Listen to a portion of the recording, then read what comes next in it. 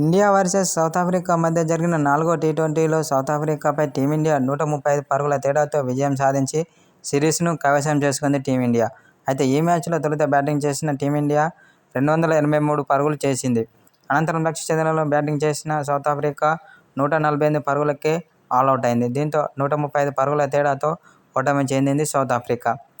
అయితే అనంతరం టీమిండియా ఆటగాళ్లపై కీలక వ్యాఖ్యలు చేసిన సౌత్ ఆఫ్రికా మాజీ కెప్టెన్ అయిన కుమార సంగక్కర టీమిండియాలో సంజు శాంసన్, తిలక్ వర్మ చాలా అద్భుతమైన సెంచరీతో రాణించి టీమిండియా భారీ స్కోరు చేయడంలో వీరిద్దరూ కీలక పాత్ర పోషించారని అన్నాడు.